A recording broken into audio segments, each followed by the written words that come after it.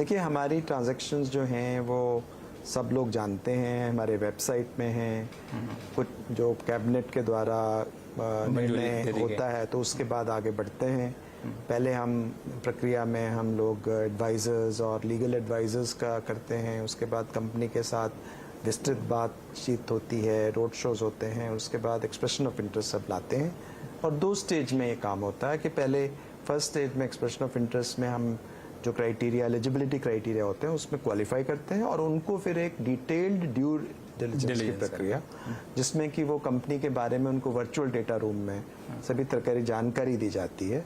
उसके बेसिस पे ही जब वो तैयार हो जाता है, जिसमें साइट विजिट्स भी शामिल है, तो उसके बाद एक हम फाइनेंशियल बिड्स मंगवाते हैं और उसके बाद क्लोजिंग फॉर्मेलिटीज बाकी की पूरी होती हैं।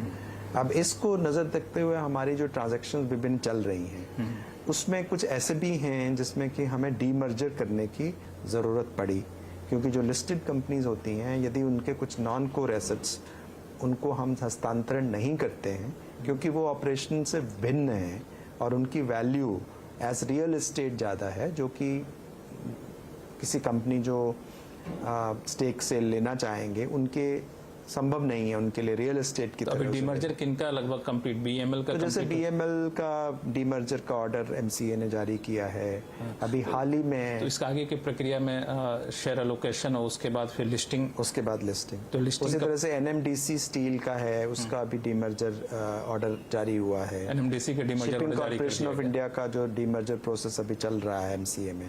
अगर मैं स्पेसिफिक पूछूं तो बीएमएल में चूंकि डीमर्जर हो चुका है, इसके बोर्ड मीटिंग में भी मंजूरी मिल चुकी है, तो इसका ईओआई कब तक एक्सपेक्ट करें?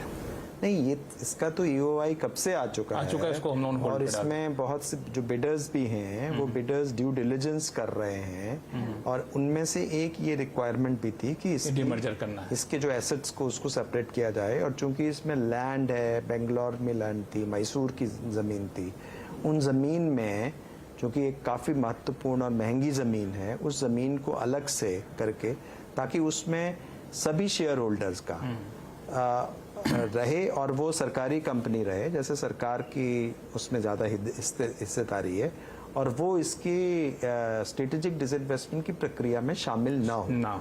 तो वो प्रक्रिया पूरी हो गई। वो प्रक्रिया अब जैसे लिस्टिंग में ही वो प्रक्रिया पूरी होगी। जब वो लिस्टिंग हो जाएगी, ठीक है, तो फिर वो एक स्वतंत्र कंपनी के रूप में जन्म लेगी। उसका फाइनेंशियल बिड मंगाएंगे हम लोग। Financial bid current financial year में पॉसिबल है? पूरी को हमारा प्रयत्न यही रहेगा जी। नेक्स्ट मंथ मान के चलो?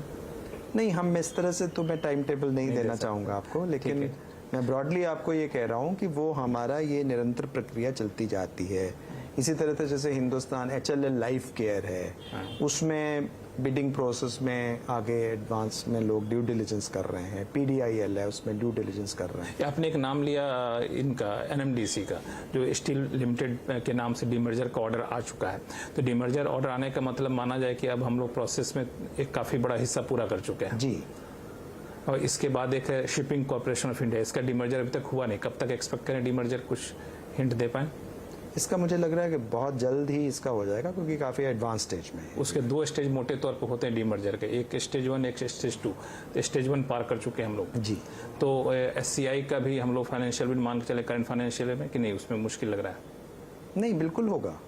SCI का भी करंट फाइनेंशियल में हो जाएगा। इन सब के अलावा चूंकि मैंने आपसे टाइमलाइन पूछा, इसके पीछे का मकसद ये था कि मैं ये सवाल इसलिए आपसे पूछ रहा हूँ क्योंकि बार बार सरकार हर कारोबारी साल के शुरू में एक टारगेट फिक्स कर देती है और फिर मैं भी सवाल पूछता हूँ, कई बार आप जवाब देते हैं, कई बार लगता है कि इस टाइमलाइन के चक्कर में नहीं चाहते हुए हमें स्ट्रेटेजिक डाइवेस्टमेंट करना पड़ रहा है। तो इसमें आपका अप्रोच क्या हमें अब लगता है कि इस पूरे डाइवेस्टमेंट प्रोसेस को अलग नज़रिए से देखे जाने की ज़रूरत है, चूँकि एक अनावश्यक दबाव देखने को मिलता है कई बार? नहीं, वो बिल्कुल आपने सही मुद्दा उठाया है। जो डिसइन्वेस्टमेंट का मतलब खाली रिसोर्स रेस करने से नहीं है। डिसइन्वेस्टमेंट का मतलब है वो एक जो हमारी ब्रॉडर पॉलिसी है, न्यू PSC पॉलिसी, उसके अंतर्गत उसे देखना चाहिए। अब जो विनिवेश है उसको ये कहते हैं, जैसे बहुत सी भ्रांतियां हैं कि ये विनिवेश से क्या होगा, इसमें जॉब लॉस हो जाएगा, इसमें चटनी हो जाएगी, विरोध होना शुरू हो जाता है, इसमें सरकार जो है अपनी रिस्पॉन्सिबिलिटी से भाग रही है। ये सब मिथ्या है। यदि आप डिसइन्वेस्टमेंट का रिकॉर्ड देखें तो आप देखेंगे कि एक्चुअली ये डिसइन्वेस्टमेंट का अर्थ एक्चुअली इन्वेस्टमेंट है। इसका इन्वेस्टमेंट, उद्देश्य डिसइन्वेस्टमेंट नहीं है। इसका डिसइन्वेस्टमेंट फॉर इन्वेस्टमेंट अच्छा। And growth. ये आपने अच्छी लाइन बताई, disinvestment for investment. Investment and growth and jobs. तो ये एक विनिवेश है, वो निवेश के लिए संभावनाएं पैदा करना, ग्रोथ के लिए संभावनाएं पैदा करना और जॉब्स के लिए संभावनाएं आपकी पैदा नई करना। परिभाषा पर कोई कंपनी अब तक खड़ी उतरी है? जैसे मैं आपको एक एग्जांपल दूंगा नीलाचल इस्पात निगम का।